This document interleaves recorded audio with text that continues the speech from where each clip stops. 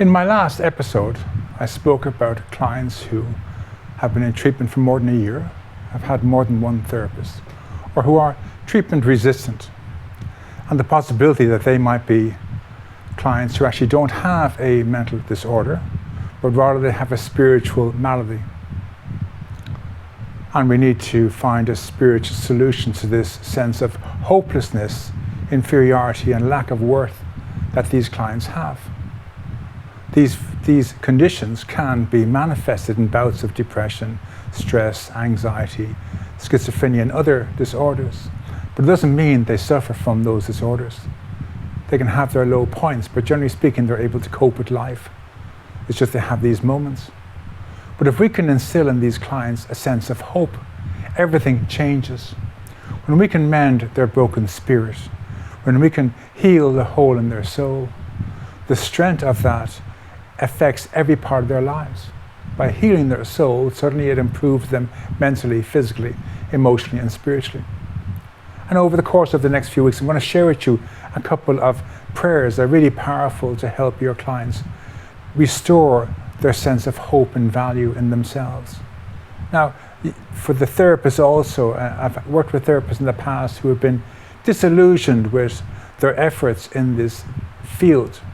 With all their training, all their skills, all their empathy and concern for clients, they can feel very demoralized that their best efforts fail them in some way. They're not up to the task of helping people. And I want to reaffirm that you aren't the problem, your therapy isn't the problem, and your client isn't the problem. The situation is, chances are your client has been misdiagnosed, and that's where the problem is. But if you can restore your client's sense of hopelessness, if you can make that better, restore that, heal that broken spirit, everything will change. But first and foremost, I suggest you do that for yourself. If you're close to the end of your line, where you're at the end of your breaking string, where you feel as though you can't do much more, you have all these clients on your books and you've not been able to heal one of them, and you feel as though maybe you're on the wrong path in life, try this prayer for yourself. Just try this and see what happens. The trick now is whether you're an atheist or a non-believer, it doesn't matter. You believe in another religion, it doesn't matter. You're going to just take an opportunity to give all your troubles to God and to change your thinking. We know that when a person changes their thinking, everything changes. If they're in a state of depression and stress and despair, and they start thinking happy, wondrous, hopeful thoughts, everything changes about them. Not just their spiritual side of themselves, their spirit, but that it grows on into their mental, emotional, and physical well-being. So we're going to teach the client how to change their thinking, change their focus of attention. And to do this, we need to look at how we perceive ourselves in our self-talk. The problem is that God answers all our prayers all day long. And the problem is that we don't realize that our self-talk, the things that we say to ourselves when we think no one's listening, these are our prayers. It's not what we learned at our mother's knee or in school or in church. Our prayers are our self-talk, the things we say to ourselves in the quiet when no one's listening. They are our prayers, and God answers them tenfold. This is all the reason why we need to teach our clients and for ourselves to change our thinking.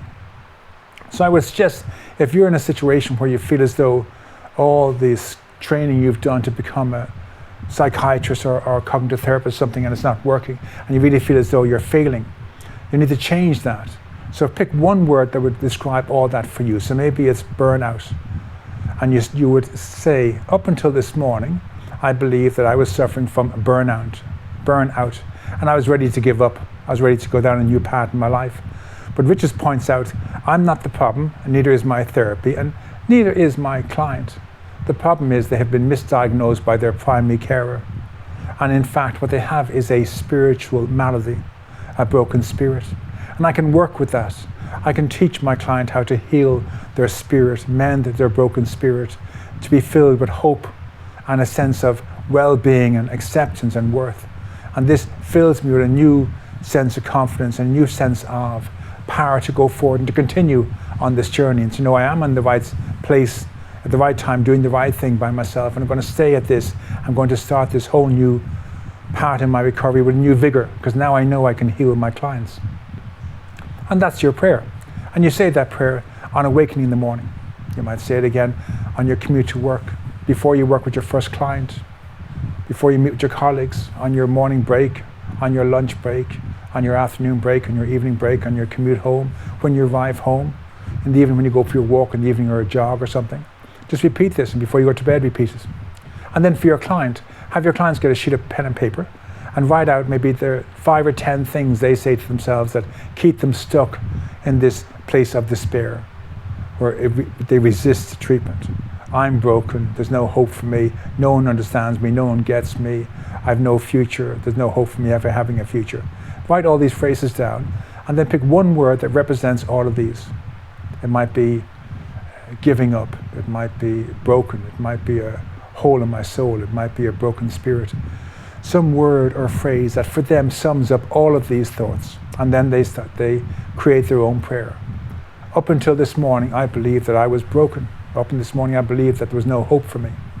But after me speaking to my therapist this morning and coming to understand that possibly I don't have a mental disorder, that I have is a spiritual malady, and my therapist is going to help me to fill myself with hope and purpose in my life, has reinvigorated my whole attitude to life, and there possibly is a chance for me to return to normalcy. I'm going to grab this with both hands. And then write this prayer out, record it onto your phone, play it to yourself at night time, play it to yourself during the day, maybe when you're driving or on the train, on headphones, or just read it out again and do it again, the same thing. On awakening, before you leave the house, on your commute, when you get to work.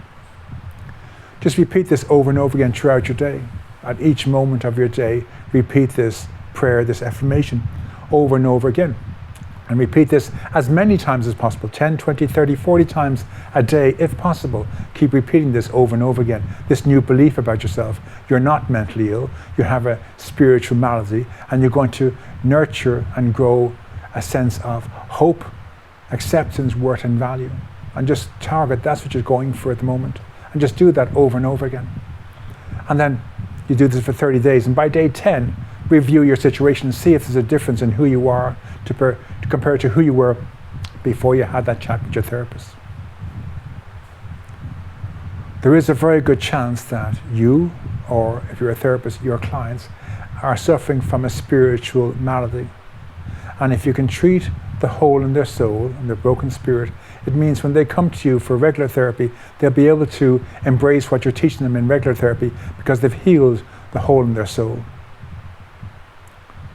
Thank you very much for listening to me today. My name is Richard Tierney, and this is Trauma Recovery Anonymous.